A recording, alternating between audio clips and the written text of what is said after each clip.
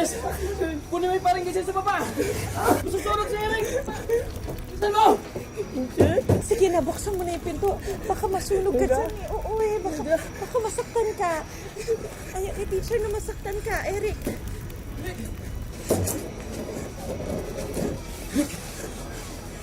Dito mo na, teacher. Okay ka lang ba?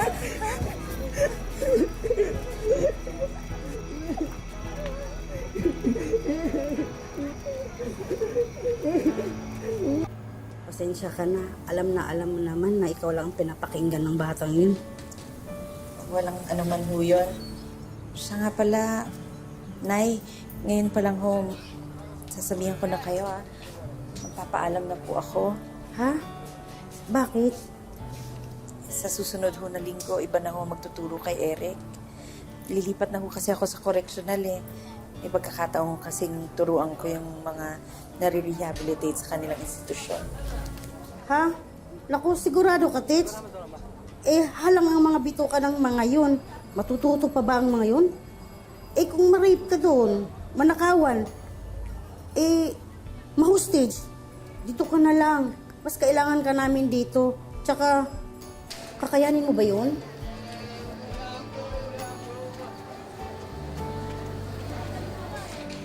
Isa raw sa namumukod tanging katangian ng SPED teacher na si Teacher Helen ay ang kanyang abilidad na kunin ang tiwala ng kanyang mga estudyanteng may special needs. Ngunit ang mundong ito na kanyang nakasanayan na magbabago nang tanggapin niya ang hamon na magturo sa bilangguan. Ito na kaya ang pinakamatinding leksyon na kanyang haharapin? Saksihan po natin ang paghihirap na pagdaraanan ni Teacher Helen sa loob ng piitan. Ako po si Vicky Morales at ito po ang Wish Ko Lang.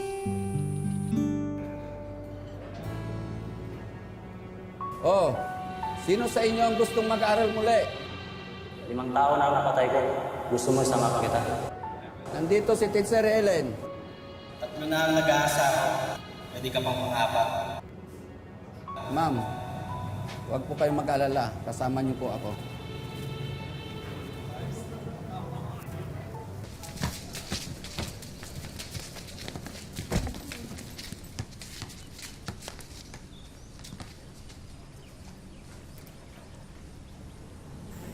Magandang hapon sa inyong lahat. Ako pala yung guru ninyo. Teacher Helen na lang tawag niyo sa akin. Gusto ko sana kasing makilala kayong mas mabuti. Sinong gustong magsimulang magpakilala? Ako nga po pala si Redentor, 46, double murder.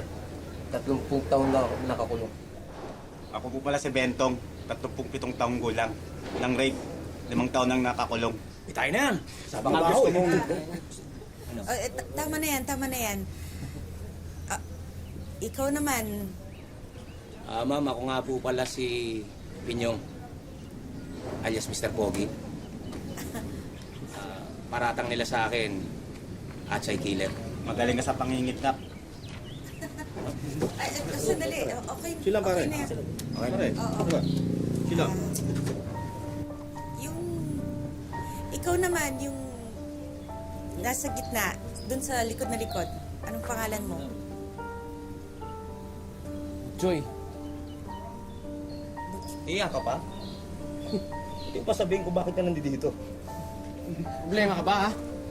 Wala akong problema nga ito, may plema. Sige, balik na tayo ha. Butchoy, may gusto ka pa bang ibang sabihin? Kahit na ano, para lang mas lalo tayong magkakilanlan. Nanakaw ako. Nanakaw. Susunod, gagraduate na yan sa pagiging murder. O sige, magsisimula na tayo ha. Ano po ba ituturo niyo sa amin?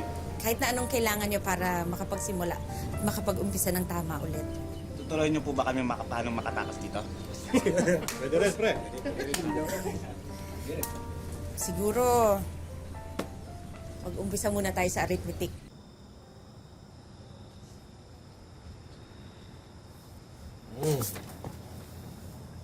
Ikaw naman kasi, kinuha-kuha mo pa yung assignment na yan.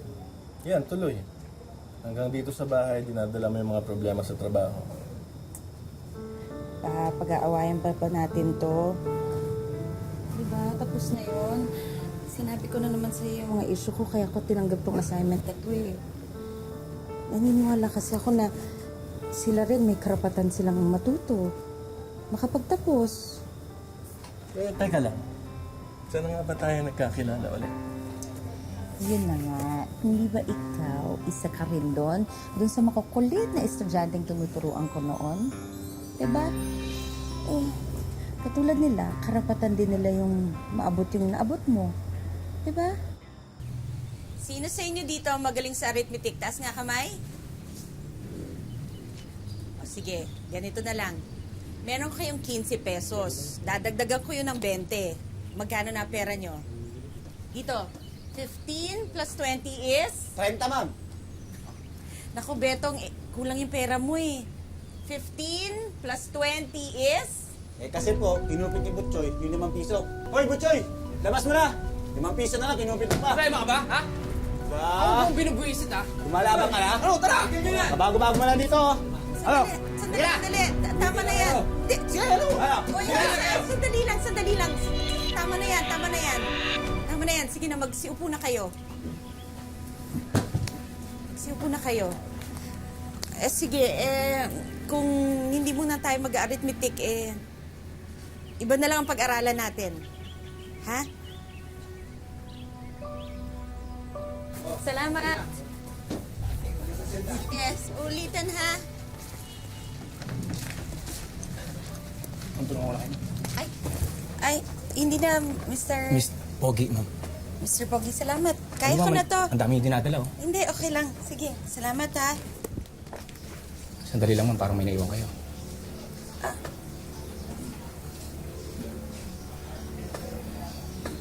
Ang alam niyo, kahit matanda na kayo, may asim pa rin kayo. Parang ang sarap niyong pakinggan. Parang kahit saan kayo magpunta, bubuhatin mo kayo, ma'am. Ihatid ko kayo kahit saan.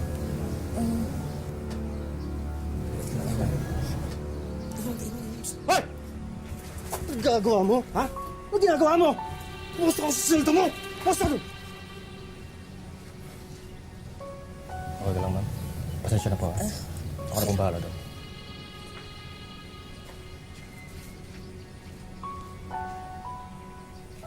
Chong, ano? Tuloy na plano? Baka naman oras ka na kayo, DJ. Olats? Ay, ma'am. Kung nakita yung tingin sa akin ni ma'am, napakalagkit. Panalong panalo. Olats. Isa pa may plano ba akong di natuloy? Paulugin ko lang ang loob niya. Tulog na loob niya sa akin. Hindi tayo atake. Kosa, tatlo kami mamaya.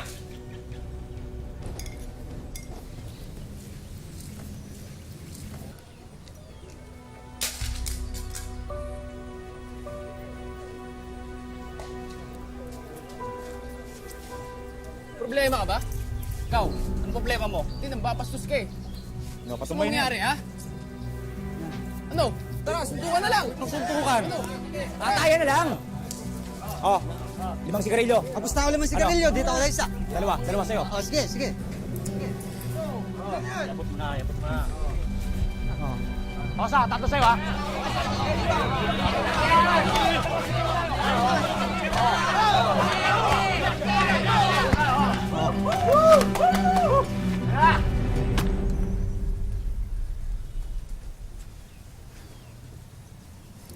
Ayan, pwede na tayo magsimula. Binasa niyo ba yung binigay ko sa inyo kahapon?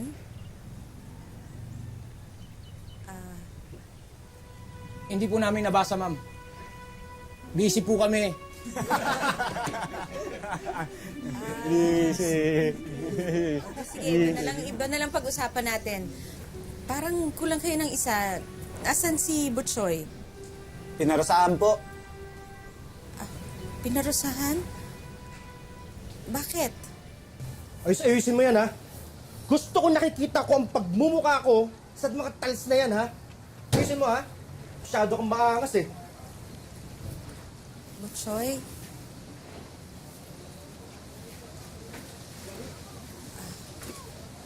Butchoy, pwede ba tayo mag-usap? Gusto ko lang kasing malaman bakit ka napasama sa gulo eh. Nalit nila ako eh. Gagawin ko. Alam mo namang hindi solusyon ng away, di ba? Hindi away. Gusto mong gawin ko. Kaya ako, napatay nila ako. Alilain ako. Hindi mangyari yun. Kakamatayan muna kami dito. Alam mo, kung ganyan yung pag-iisip mo, mas lalo ka magtatagal dito. Baka kasi hindi mo napapansin. Alam mo, nakikita kong may pag-asa ka naman eh. Pag-asa. Buksan mo yung mata mo eh. Tumingin ka sa paligid mo. Mga tao dito, halangang bituka.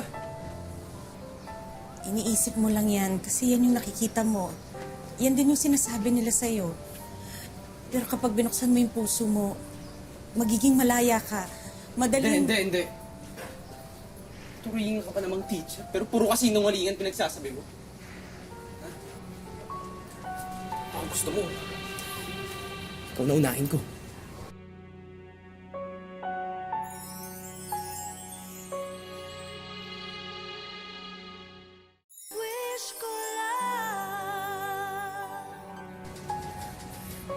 Kayo ko sa lahat yung makulit eh. Butchoy, hindi lahat nadadaan sa dahas. Dito, lahat nagtatapos sa dahas. Ha? Butchoy, akin na yan. Huwag mong hayaang galit ang magpairal sa'yo. Hindi galit. Ha? Ano ba kung ano nangyari sa akin?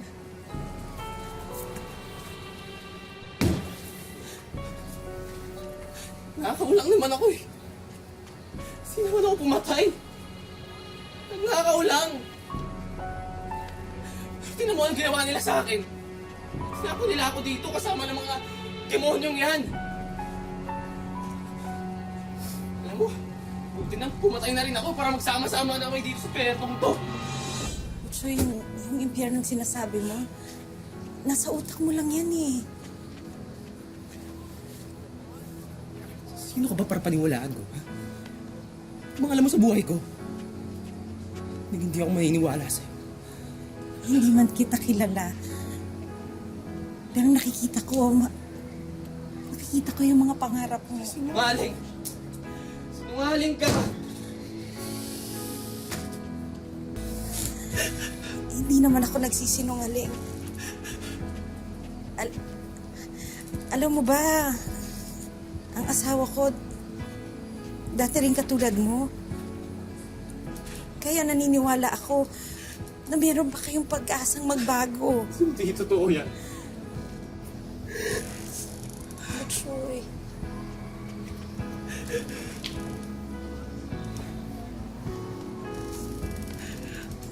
Ayoko nang maniwala sa inyong lahat.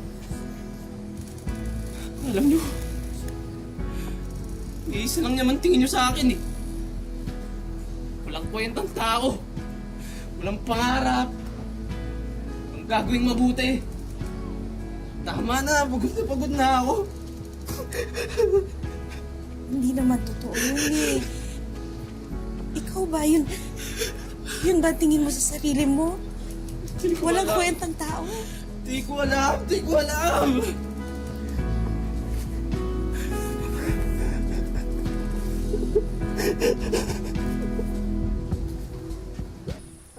Naniniwala si Teacher Helen na hindi dapat pagkaitan ng pag-asa ang kanyang mga estudyanteng minsang naligawang landas.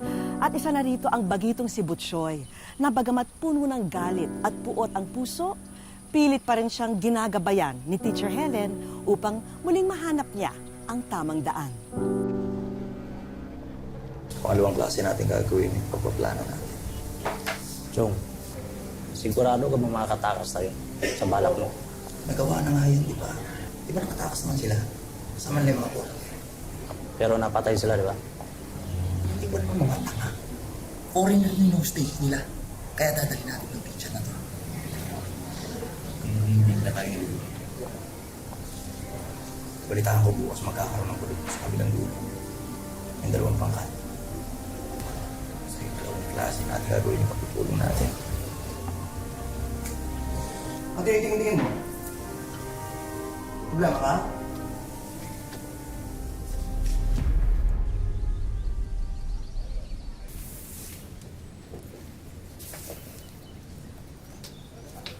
O, ayan na yung mga tanong ninyo. Pakisagutan na lang, ha?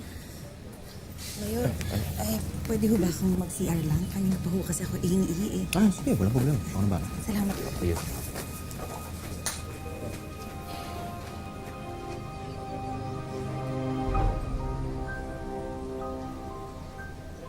Mayor! Oh, naiiyak kung pwede bang may... Ano problema mo? Ha? Kita mo may ginagawa kayo, pwede bang mamaya na yan? Ingin ako, anong gusto niyo dito ako umihi? Sige, subukan mo. Mayor, Sige, bilisan mo! Bilisan mo!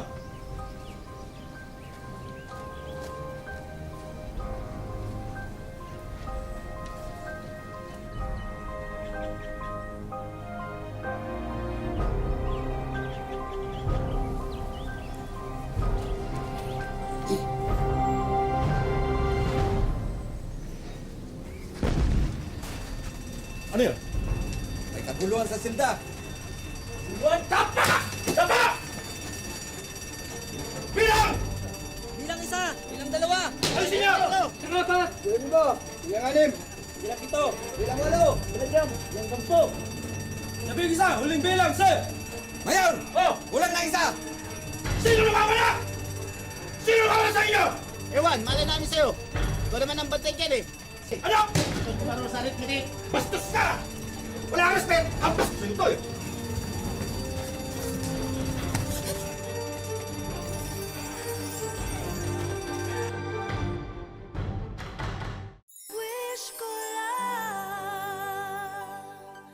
Nakuha man ni Teacher Helen ang tiwala ni Butchoy. Ang iba pang presyo kaya ay makuha rin niya ang loob. Lingid sa kanyang kaalaman, ang isa sa kanila'y matagal na siyang minamanmanan at balak siyang gamitin upang makatakas sa loob ng piitan. kung sabihin mo. Bakit? Ba't sandali, saan mo ako dadalhin? Akala ko ba? Kasi huwag ka maingat. Ano ba pala plano namin? Bigay mo sa akin si Ma'am. Ako nang bahala para makatakas na tayo. Sige na, akin na. Be, kung tatakas ka, makas ka mag-isa, huwag mo dadamay si ma'am. Hindi mo rin, no? Eh, hindi ka pa nga tuloy. Pabalik-balik na ako rito. Kaya bigay mo sa akin si Ma'am. Akin na! Kuha mo. Matapang ka rin, no? Kumisante ka rin pala. Alam mo, Butchoy, parang ako rin ikaw. Kaya lang, mas ginamit ko isip ko. Mas naging wais ako. Pulupuin ka lang ng mga yan. Ano sa tingin mo, aalagaan ka nila? Kailangan lang nila ng pera. Kaya nandito yung mga yan para kumita lang sila ng pera. Ano pa kailan nila sa atin? Sa mga katulad natin. Ha? Na wala nang silbi sa mundo. Pag-isipan mo. Akin na! Akin na, bigyan mo sa akin!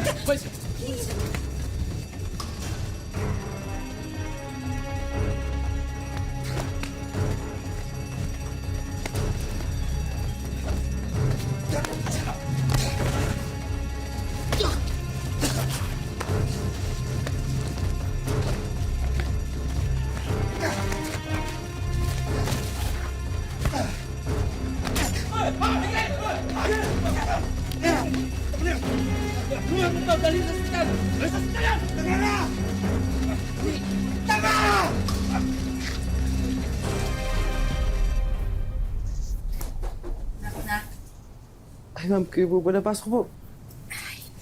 Po kayo. Kumusta ka na? Ito, butas-butas pa rin po. Magpagaling ka kaagad, ha? Alagaan mo yung sarili mo. Oo naman, ma'am. Alam niyo naman pong sumusunod naman po ako sa inyo eh. Salamat pala sa pagligtas mo sa akin, ha? Wala po yun.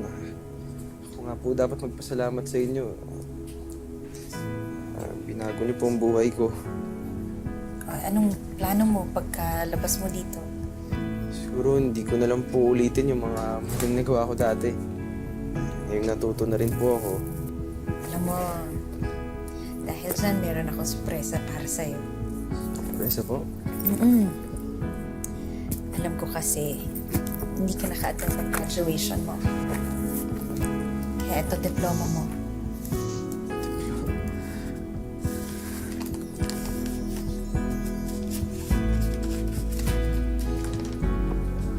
Maraming salamat po. Congratulations. High school graduate ka na. Thank you, Ma'am. Maraming salamat po. Sobrang laking tulong po sa akin ito. Nakagraduate na ng high school si Butchoy, habang si Teacher Helen nadestino naman sa iba uling paaralan. Alam mo, teacher, believe ako sa'yo. Kasi kung ako yan, mag-walkout na ako. Sa kulit ng mga yan, sakit sa ulo eh. Hindi lang naman kailangan pasensya ang pagtuturo sa kanila eh. Kailangan ginagamitan din ng puso. Kaya nga ang first lesson sa pagtuturo, dapat iparamdam mo sa kanila, sa puso nila, na ang hangarin mo talaga ay mapabuti ang buhay nila. Ang hirap naman. Ganyan talaga. Sino ba naman nagsabing madaling maging guro?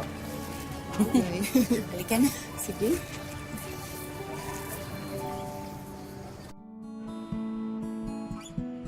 Mula nang matapos ang programang edukasyon para sa mga preso noong 2012, nanatili rito sa Cotabato City si Teacher Helen. At sa mataas na paaralan naman na ito, sa RH10 matatagpuan ang ating bida na pinagpapatuloy ang kanyang bukasyon. Graduate si Carl Chris at saka si Hannah sa grade 12. Bago pa man maging guro sa piitan, dati ng teacher ng Special Education o SPED si Teacher Helen. So ang ginawa ko, hinanap ko yung Center for the Handicapped because we have only one center in the entire Region 12. So ang ginawa ko, naging itinerant teacher ako doon sa kanila. So itong mga bata na iba, maliliit pa yan sila. Because it's the only center, doon sila naka-learn ng sign language. Higit pa raw sa pakiramdam ng pagiging guro ang nakukuha ni Teacher Helen tuwing natututo sa kanya ang mga batang may special needs o mga estudyanteng may mga disability at autism. Iba na yung feeling. Yung para bang sobrang saya. No project at all, no. So I will help Boy. No project. Ano sa'yo, electronics, no? Malapit sa puso ni Teacher Helen ang kapakanan ng mga special children dahil maging siya ay isang ina sa isang anak na may mild autism, si Hannah. Si Hannah ay 31 taong gulang ngayon at nag-aaral ng drafting sa grade 12. Accept mo lang na yan na talaga siya. Kung ano man ang purpose ni God, bakit ganyan siya. Dahil ako alam ko na, so yung proper intervention na lang ang binigay sa kanya. Higit sa 3 dekada na sa propesyon niya, si Teacher Helen. Iba't ibang parangal na rin ang kanyang naani sa kanyang karera. Ang isang quality talaga ng teacher kasi pagturo, kailangan may puso eh.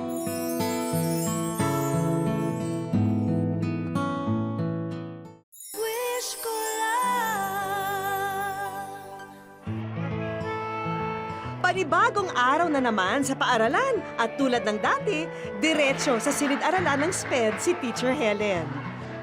Na-prepare na sila. O ma'am, kayo naman ang mag-follow ng instruction sa Pisara, ha? Panoorin mo ito, Teacher Helen. Ganun. Where did you get your TV? You brought it?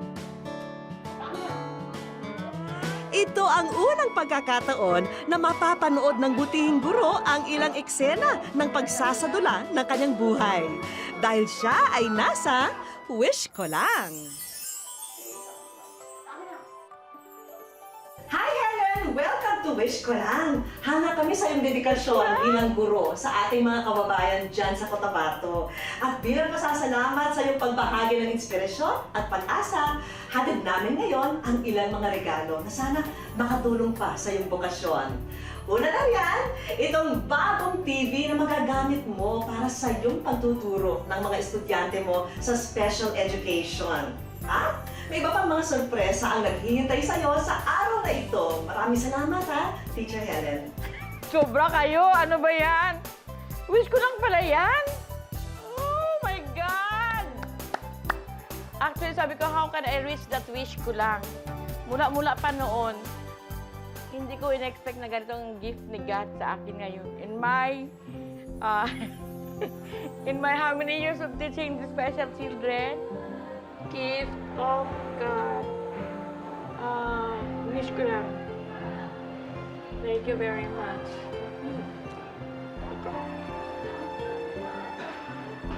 Thank you, God.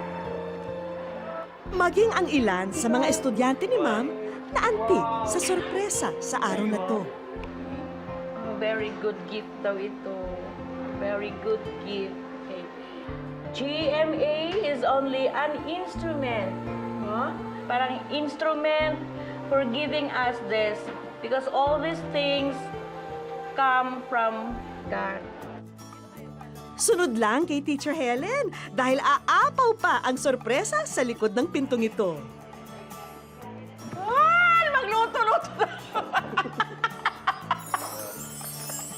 Magluto tayo! Very good. Oh my God. Dahil ready na ang school supplies para sa mga mag-aaral ng SPED. Lahat ng ito ay para po sa inyo. At para kay Teacher Helen naman, ang mga bagong gamit pangluto na isa raw sa mga hobby niya. Wow, may electric fan. Very timely, very hot outside. Wala kaming electric fan. Kaya outside, very hot. Diba, no? Very good. Thank you very much.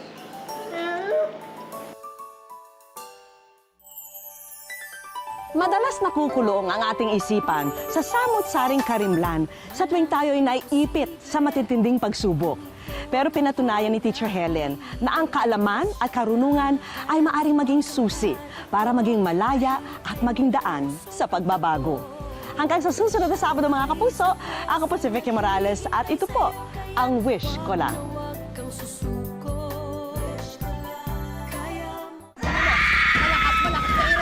Mahal, konti na lang kaya mo yan. Kaya mo yan. Ini mo. Ay, medyo tatay na ako.